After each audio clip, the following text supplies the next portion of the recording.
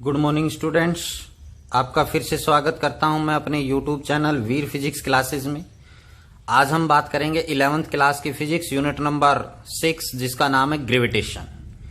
तो आज की इस यूनिट में हम जो टॉपिक लेकर आए हैं वो है ग्रेविटी। ग्रेविटी से रिलेटेड वीडियो में हम बात करेंगे जो कि वीडियो नंबर 3 है ये इस यूनिट की। सेकंड नंबर वीडियो में हमने बात की थी ग्रेविटेशन के बारे में। अब हम बात करेंगे ग्रेविटी। ग्रेविटी क्या होती है? Gravity is the force of attraction exerted by earth toward it's. Means clear है यहां से कि जो ग्रेविटी है, ग्रेविटी एक फोर्स ऑफ अट्रैक्शन है जो कि कौन एक्सर्ट करता है? अर्थ एक्सर्ट करती है टुवर्ड्स इट्स सेंटर, यानी अर्थ के सेंटर की तरफ अर्थ जो है वो एक फोर्स ऑफ अट्रैक्शन लगाती है ऑन ए बॉडी। कोई भी बॉडी है उसके ऊपर, और वो बॉडी लाइंग ऑन और ए near the surface of earth, या वो अर्थ के सरफेस पर है या अर्थ के सरफेस के नजदीक है।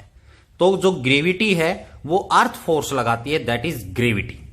और जो बेटा ग्रेविटेशन था, gravitation is the force, name दिया गया था फोर्स को ग्रेविटेशनल फोर्स, जो कि इस यूनिवर्स में किसी भी two bodies, any two bodies के बीच में जो फोर्स काम करता है उसे ग्रेविटेशनल फोर्स बोलते हैं। ग्रेविटी जो है वो है जो कि अर्थ फोर्स लगाती है किसी दूसरी बॉडी पर, यानी force exerted by the earth is gravity. Clear? जो ग्रेविटी है वो वेट भी है। जो वेट, जैसे हम बॉडी का क्या कहते हैं, दो मास और एक वेट। वेट जो होता है बॉडी का वो क्या होता है? एक बॉडी के ऊपर जो फोर्स ऑफ अट्रैक्शन होता है by the earth toward the centre of earth is weight. वो क्या कहलाता है? बॉडी का वेट कहलाता है। इसको हम mg से डिनोट करते हैं। इसकी एसआई यूनिट न्यूटन होती है। इसकी एसआई यूनिट क्या होती है? न्यूटन। m क्या है? मास ऑफ द बॉडी, और g क्या है? एक्सीलरेशन ड्यू टू ग्रेविटी, जिसके बारे में अभी हम डिस्कस करेंगे। क्लियर? और मास जो होता है वो क्या होता है? किसी भी बॉडी के अंदर नंबर ऑफ जो सब्सटेंस हैं वो क्या कहलाते हैं? मास कहलाता है। और मास, बॉडी का जो मास होता है वो हमेशा कांस्टेंट रहता है, चाहे वो आप अर्थ के सरफेस पर हो, चाहे आप मून पर जाइए, मास सेम रहेगा। लेकिन वेट ऑफ द बॉडी है वो वेरी होता है प्लेस टू प्लेस। हाइट, अर्थ के सरफेस से ऊपर जाएंगे, अर्थ के सरफेस के नीचे जाएंगे तो वेट है वो चेंज होगा। मून पर वेट चेंज होगा। उसके बारे में भी हम आज की इस वीडियो में डिस्कस करेंगे। तो जो ग्रेविटेशन फोर्स था F, that is equal to capital G m1 m2 divided by r square, जो कि एनी टू बॉडीज के बीच में ये फोर्स था। क्लियर? और ग्रेविटी है, आप इजिली डिफरेंस समझ सकते हैं। ग्रेविटी है वो क्या है? एक फोर्स ऑफ अट्रैक्शन है by the earth on a body is gravity. Clear? तो ग्रेविटी है, ग्रेविटेशनल जो ग्रेविटी है वो फोर्स है वो किसके बराबर है बेटा? mg के बराबर। और जो ग्रेविटेशनल फोर्स है वो किसके बराबर है? Capital G m1 m2 divided by r square. तो यहां पर ये कुछ डिफरेंस है। क्लियर? किसके बीच में? ग्रेविटी और ग्रेविटेशनल जो फोर्स है उनके बीच में क्या है? डिफरेंस है। क्लियर? अब हमारे पास जो बात आती है कि ये तो सिंपल ग्रेविटी की बात हो गई। अब बात आती है G, acceleration due to gravity, जिसको हम क्या बोलते हैं? Acceleration due to gravity. Acceleration due to gravity, जिसको स्मॉल g से डिनोट करते हैं। और ये जो कैपिटल G है ये क्या है बेटा? Gravitational constant. इसकी वैल्यू क्या रहती है? कांस्टेंट रहती है, फिक्स रहती है, कोई भी चेंज नहीं होता है। क्लियर? तो जो एक्सीलरेशन ड्यू टू ग्रेविटी क्या होता है कि जब कोई भी बॉडी फ्रीली फॉल होती है अंडर ग्रेविटी, मींस जैसे आपने छत से किसी पत्थर को गिराया, ठीक है, तो वो पत्थर क्या हो रहा है? फ्रीली फॉल हो रहा है। वो स्टोन है वो क्या है? फ्रीली फॉल नीचे आएगा ड्यू टू ग्रेविटी। तो उस स्टोन के अंदर जो एक्सीलरेशन आएगा वो एक्सीलरेशन ड्यू टू ग्रेविटी कहलाएगा। Means acceleration due to gravity is the acceleration in a body when it freely fall under the gravity. यानी ग्रेविटी के अंडर जो है वो क्या होती है? फ्रीली फॉल होती है। उसे हम क्या कहते हैं? Acceleration due to gravity. मैं इसकी डेफिनेशन लिख देता हूं, आप नोट्स बनाने में इजी हो जाएगा। Acceleration due to gravity, it is the acceleration notes आप बना लीजिए इसमें। It is the acceleration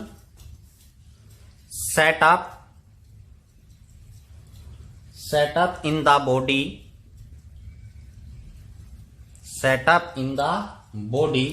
when it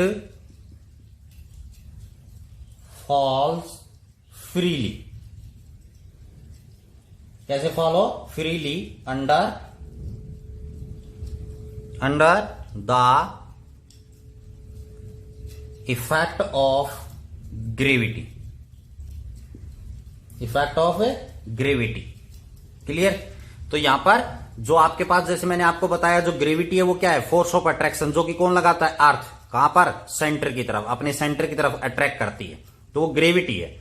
तो उस दौरान उस ग्रेविटी के अंडर कोई भी बॉडी फ्रीली फॉल होती है, ऊपर से सीधा गिरती है नीचे बगैर किसी की हेल्प से, केवल ग्रेविटी का इफेक्ट हो, उस दौरान जो बॉडी के अंदर एक्सेलरेशन आएगा उसे हम एक्सेलरेशन ड्यू टू ग्रेविटी कहते हैं। Acceleration due to gravity is denoted by the G. किससे डिनोट किया जाता है? स्मॉल जी से डिनोट किया जाता है। और इसकी जो वैल्यू होती है एट अर्थ सरफेस पर, इसकी वैल्यू 9.8 मीटर पर सेकेंड स्क्वायर होती है। 9.8 मीटर पर सेकेंड स्क्वायर, ये वैल्यू अर्थ के सरफेस पर होती है। और जो न्यूमेरिकल्स वगैरह सोल्व करते हैं तो उनमें क्या होता है? 10 ले लेते हैं हम राउंड अप में, 10 मीटर। अगर न्यूमेरिकल में दिया हुआ है 9.8 तो यही यूज करना है, 9.8 मीटर पर सेकेंड स्क्वायर। मीटर पर सेकेंड स्क्वायर क्या है? इसकी SI unit acceleration due to gravity. और जो acceleration due to gravity G है वो एक वेक्टर क्वांटिटी है। कैसी क्वांटिटी है? वेक्टर क्वांटिटी है, यानी ये स्केलर क्वांटिटी नहीं है। ये जो कैपिटल G है, यहां पर मैं आपको ध्यान दिला देता हूं, ये कैपिटल G है, इसकी 6.67 इंटू 10⁻11 वैल्यू होती है, जो कि कांस्टेंट होती है। न्यूटन मीटर स्क्वायर पर केजी स्क्वायर इसकी SI यूनिट होती है इसकी।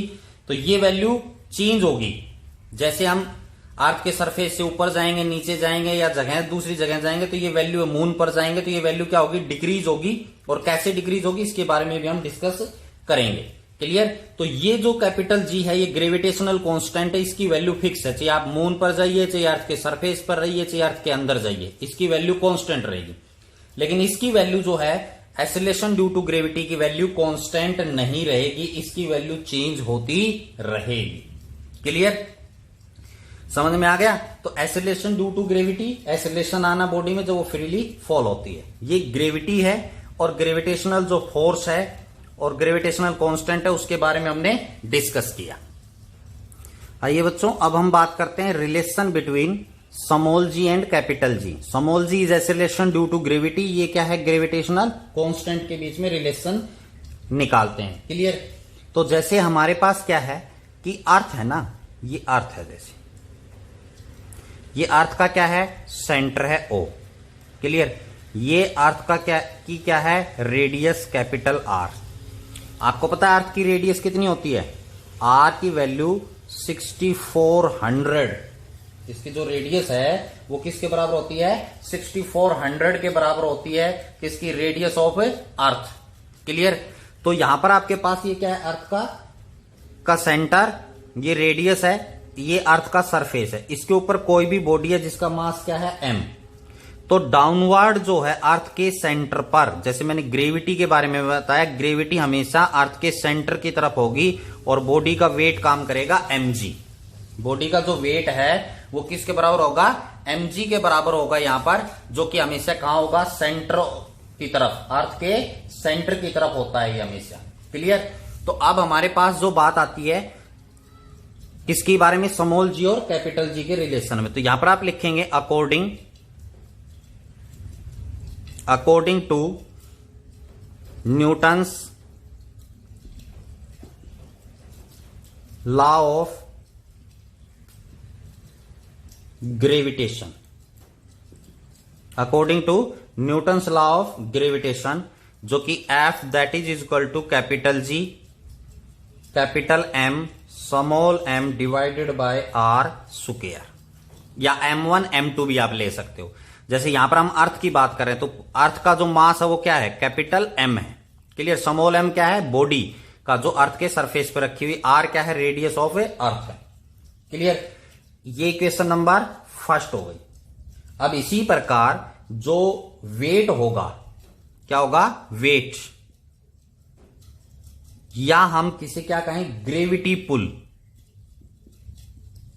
ग्रेविटी पुल यानी अर्थ है वो अपनी ओर अट्रैक्ट करती है, तो वो ग्रेविटी पुल या वेट है वो किसके बराबर होता है, mg। W वेट कह लीजिए चाहे फोर्स कह लीजिए, वो किसके बराबर होगा, mg के। This is equation number second. तो यहां पर from equation first and second, left hand side बराबर है तो राइट हैंड साइड भी क्या होगी, बराबर। Capital G capital M small m divided by r square that is equal to mg। m से m क्या हो जाएगा, स्मॉल m से स्मॉल m क्या हो जाएगा, कैंसिल। तो यहां पर आपके पास क्या आएगा, capital G capital M divided by r square that is equal to g, small g। ये g क्या है, एक्सेलरेशन ड्यू टू ग्रेविटी, ये ग्रेविटेशनल कांस्टेंट, ये मास ऑफ अर्थ और ये radius of earth. This is the relation between acceleration due to gravity and gravitational constant. ये capital G है यहां पर। क्लियर, ये न्यूमेरिकल्स में है, आगे है वो यूज होगा। क्लियर हो गया। आइए बच्चों, अब हम बात करते हैं variation of acceleration due to gravity, यानी जो एक्सेलरेशन ड्यू टू ग्रेविटी है, जो कि मैंने अभी बताया स्मॉल g के बराबर होता है, जिसकी वैल्यू 9.8 मीटर पर सेकेंड स्क्वायर होती है। इसकी वैल्यू कांस्टेंट नहीं रहती है, इसकी वैल्यू चेंज होती है, वेरी होती है। तो कहां पर वेरी होती है, डिक्रीज होगी या इंक्रीज होगी, कहां पर इंक्रीज होगी, कहां पर डिक्रीज होगी, उसके बारे में ही यहां पर इस टॉपिक में हम डिस्कस करेंगे। क्लियर, जो कि सबसे पहला जो ये टॉपिक है इंपॉर्टेंट है, वेरी वेरी इंपॉर्टेंट। तो यहां पर आपके पास सबसे पहला जो हम पहली जो बात करेंगे वो करेंगे effect of altitude. Effect of altitude means यहां पर एक्सीलरेशन ड्यू टू ग्रेविटी के ऊपर क्या इफेक्ट पड़ेगा, एल्टीट्यूड का। एल्टीट्यूड का मतलब होता है अर्थ के सरफेस से ऊपर जाना। अर्थ के सरफेस से कहां जाना, ऊपर। तो यहां पर जैसे मैं कहता हूं, ये हमारे पास अर्थ है, ये अर्थ का सेंटर है। बेटा ध्यान से समझना, इंपॉर्टेंट है। ये अर्थ की आपके पास सेंटर से यहां तक की डिस्टेंस जो है वो r हो गई, रेडियस। क्लियर, यहां पर आपके पास ये है अर्थ का सरफेस, लेकिन हम एल्टीट्यूड की बात कर रहे हैं, विद द एल्टीट्यूड। तो यहां पर आपके पास क्या होगा, देखिए ध्यान से, at earth surface, at earth surface, earth के सरफेस के ऊपर।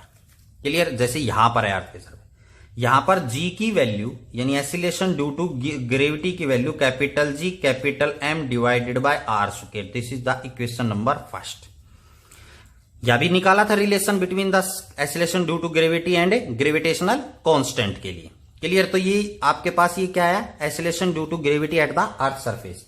लेकिन अब हमने निकालना कहां पर है, ध्यान से समझना है, फिर से कह रहा हूं, एल्टीट्यूड पर मतलब हाइट पर। तो ये जैसे अर्थ का सरफेस है, हम मानते हैं अर्थ के सरफेस से h हाइट पर, जैसे यहां से ग्राउंड से और अर्थ यानी अर्थ के सरफेस से जहां पर बॉडी गई है उसकी हाइट है h, उसकी हाइट है h।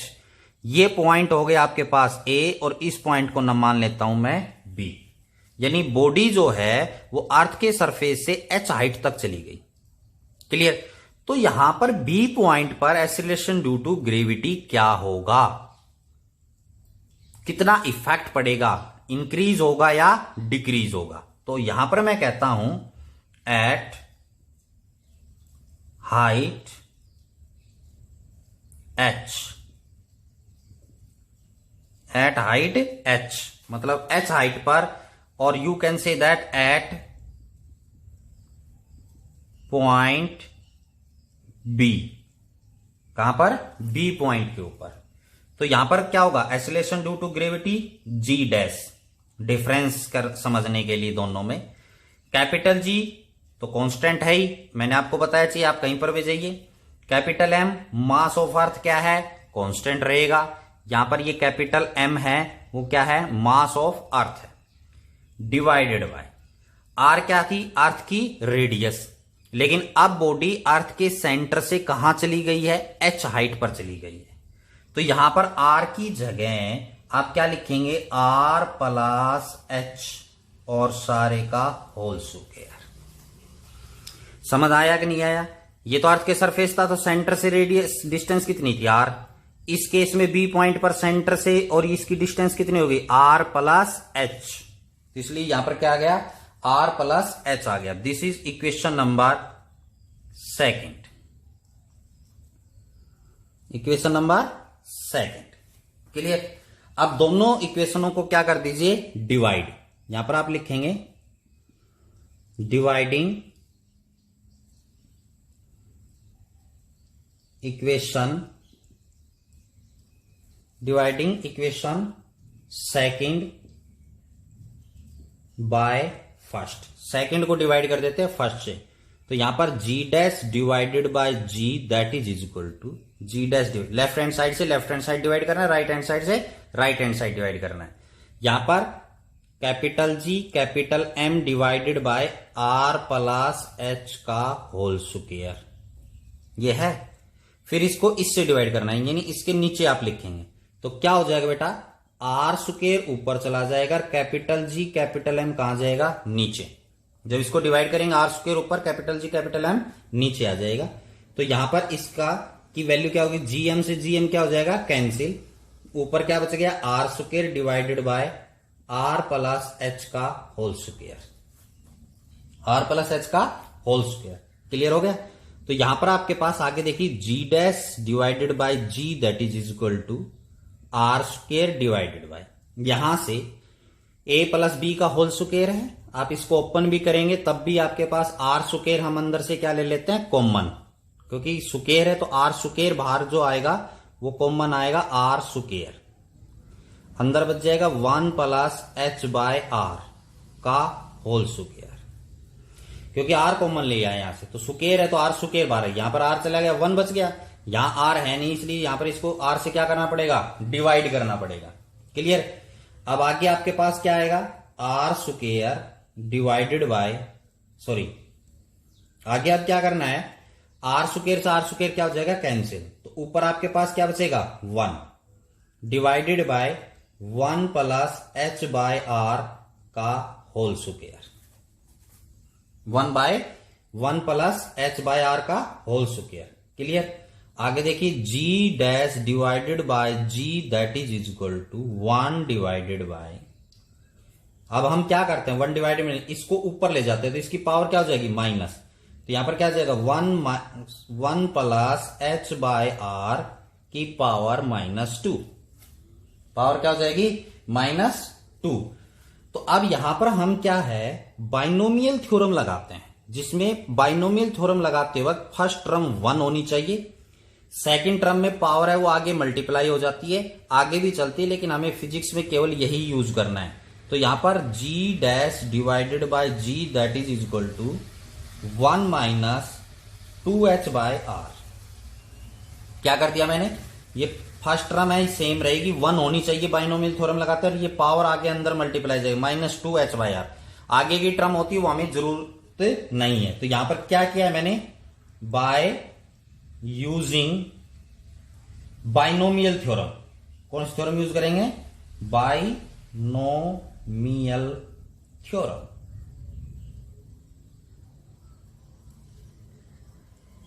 क्लियर? बाइनोमियल थ्योरम का यूज करके हमारे पास क्या आ गया, G dash divided by G into 1 minus 2H by R।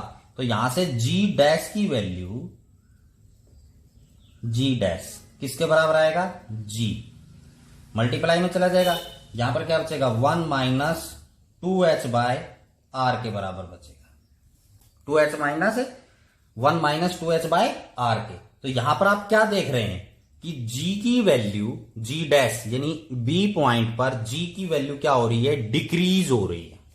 G की वैल्यू क्या हो रही है, डिक्रीज। क्लियर?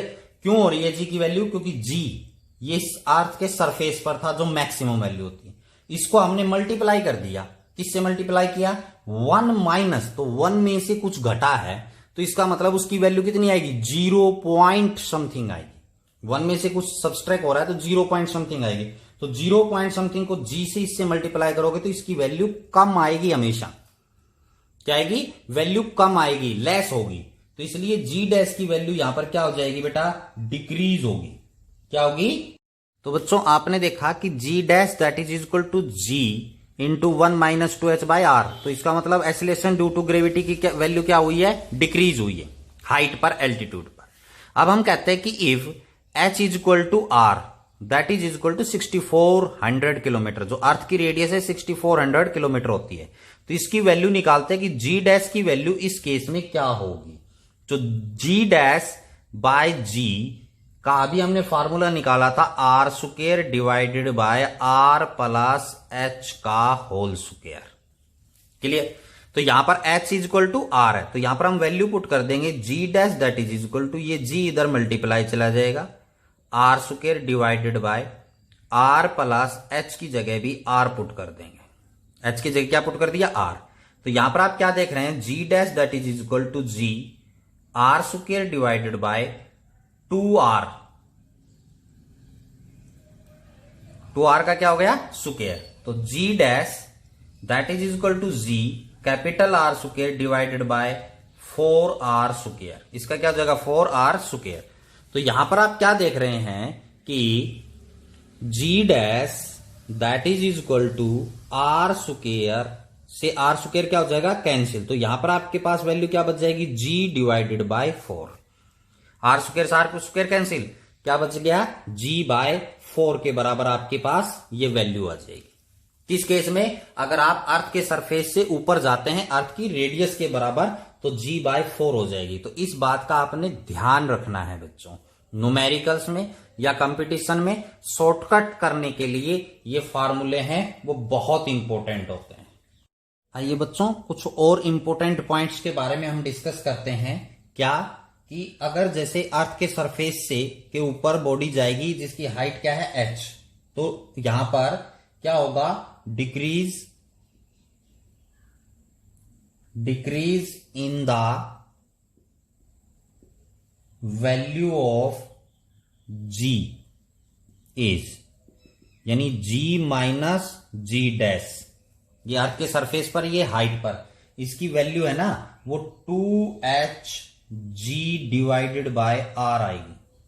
कितनी वैल्यू घटेगी, यानी एक्सीलरेशन ड्यू टू ग्रेविटी की h हाइट पर जाएगा तो इसकी वैल्यू कितनी घटेगी, 2h g बाय r के बराबर। आप इसको निकाल भी सकते हो किससे, अभी g डैश की वैल्यू आपने निकाली है, इनसे आप कैलकुलेट कर सकते हो। तो यहां से आपके पास फिर क्या है कि फ्रैक्शनल कितना डिक्रीज होगा, जैसे हम परसेंटेज आपसे, क्योंकि ये न्यूमेरिकल में क्या पूछेगा आपसे कि इतनी परसेंटेज घट गई, acceleration due to gravity reduce by जैसे 40%, तो उस केस में आप निकालना चाहेंगे तो वो कैसे निकालेंगे।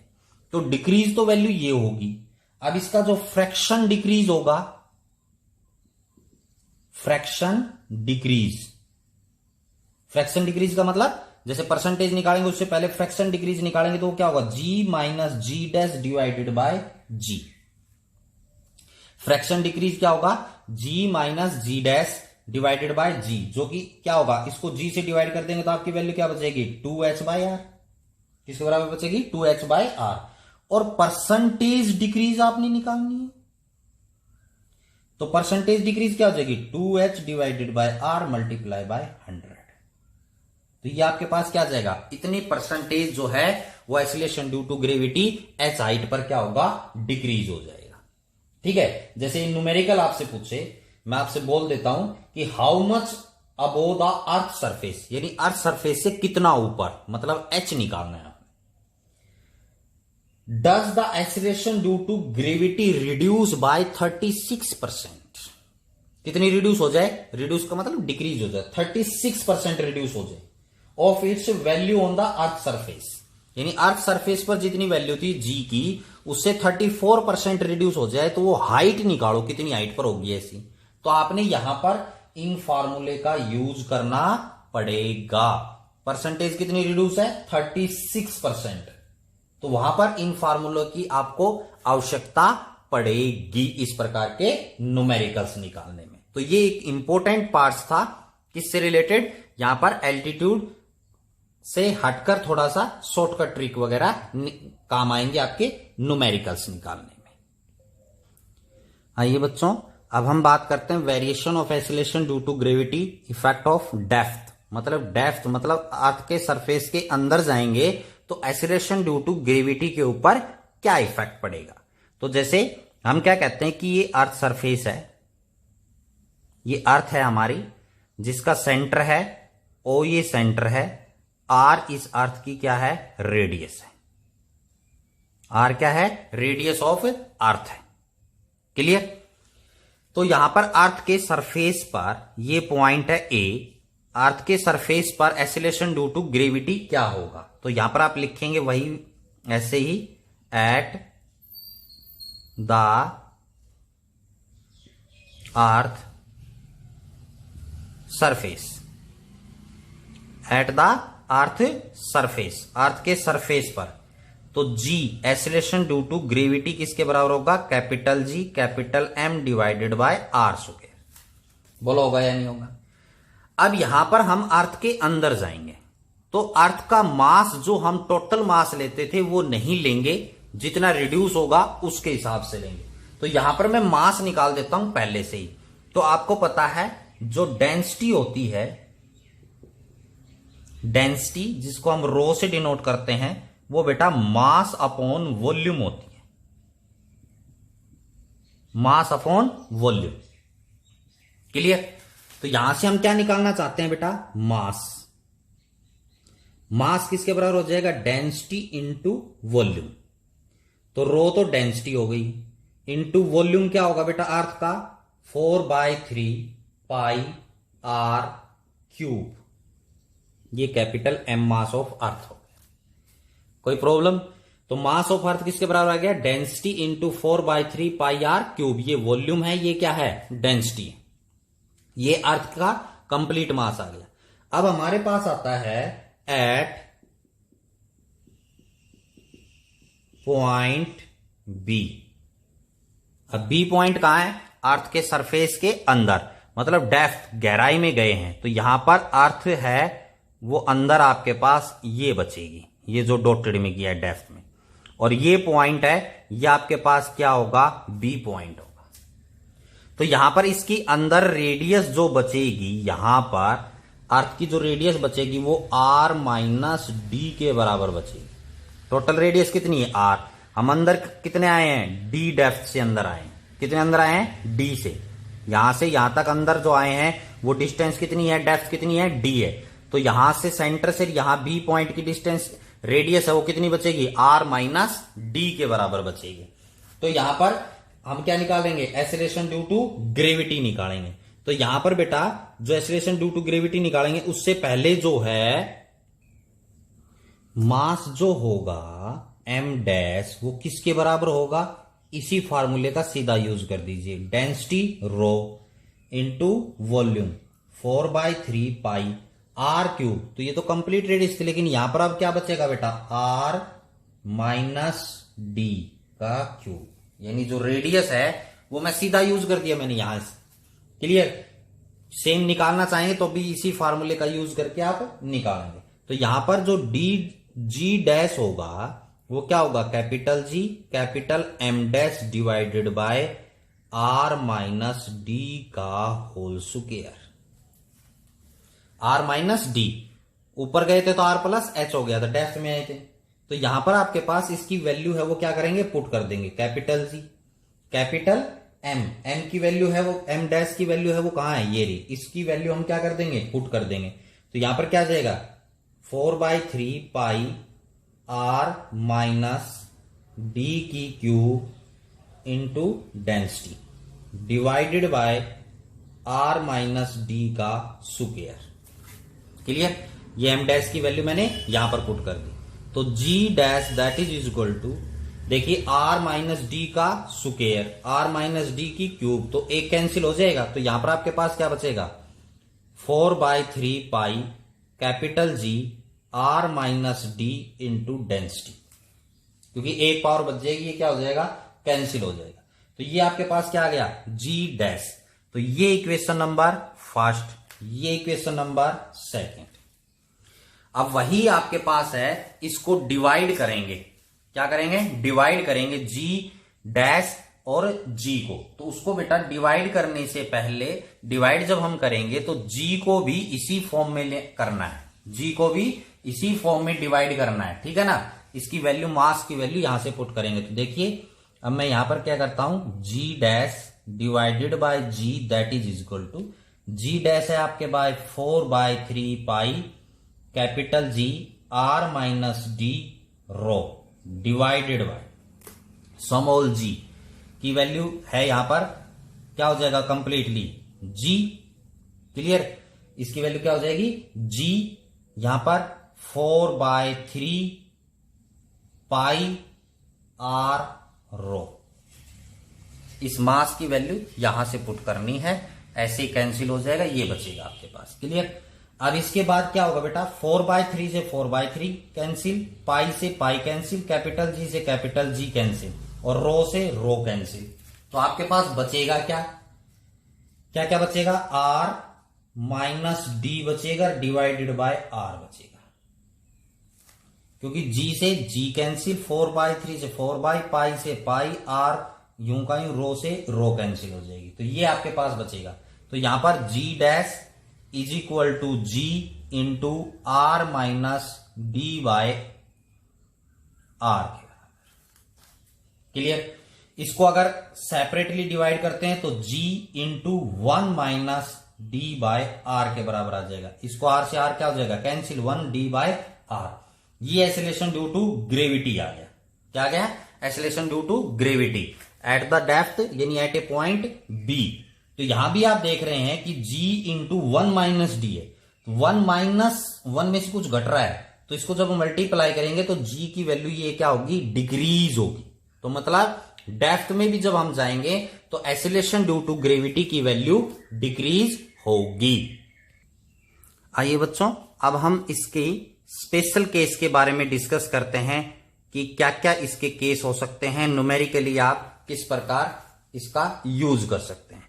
अब जैसे हमारे पास बात आती है कि if d is equal to R, मतलब हम अर्थ के सरफेस के अंदर गए और किसके बराबर चले गए, रेडियस के। तो रेडियस के बराबर अगर हम अंदर चले गए तो हम कहां पहुंच गए, एट सेंटर, एट सेंटर, अर्थ के कहां पहुंच गए, सेंटर पर पहुंच गए। तो अर्थ के सेंटर पर पहुंच गए तो रेडियस किसके बराबर हो जाएगी, 0 के बराबर हो जाएगी। किसके बराबर हो जाएगी, 0 के। तो यहां पर आपके पास g dash that is equal to g into 1 minus R by R, D की जगह आर पुट कर दिया, आर बाय आर, आर से आर क्या हो जाएगा, कैंसिल, 1 माइनस 1 बचेगा। तो g dash that is equal to 0, 1 minus 1 क्या आएगा, 0। तो इसका मतलब एट अर्थ का जो सेंटर है उसके अंदर हम जाएंगे, अर्थ के सेंटर पर, तो वहां पर एक्सेलरेशन ड्यू टू ग्रेविटी की वैल्यू किसके बराबर होगी, 0 के बराबर। अर्थ के सेंटर के ऊपर इसकी वैल्यू 0 होगी। क्लियर। इसके बाद हमारे पास बात आती है, इन पॉइंट्सों का आपने ध्यान रखना है न्यूमेरिकली। तो सेम ऐसे ही हम इंपॉर्टेंट पॉइंट्स पर जाते हैं जो कि न्यूमेरिकली यूज होंगे एग्जाम के लिए, आप यहां तक यूज करें, लिखेंगे। क्लियर। इसी प्रकार न्यूमेरिकल्स के लिए यहां पर क्या है, decrease in the value of g with depth, d depth में जाएंगे तो is equal to g minus G dash, यानी कितनी वैल्यू डिक्रीज होती है, g माइनस जी डैश निकालेंगे, जो कि किसके बराबर होगी, dg बाय r। अब यहां पर याद रख सकते हैं, एल्टीट्यूड के ऊपर ये वैल्यू थी 2hg थी, कितनी थी, 2hg के बराबर। तो यहां पर d2 हट गया है, यहां पर dg बाय r के बराबर इतनी वैल्यू क्या होगी, डिक्रीज होगी। अगर आप फ्रैक्शनल में निकालें इसकी वैल्यू, कैसे निकालें, फ्रैक्शनल वैल्यू, तो आप कैसे निकालेंगे, g minus G dash divided by g से। तो g से g क्या हो जाएगा, कैंसिल, तो ये वैल्यू क्या बचेगी, d बाय r के बराबर।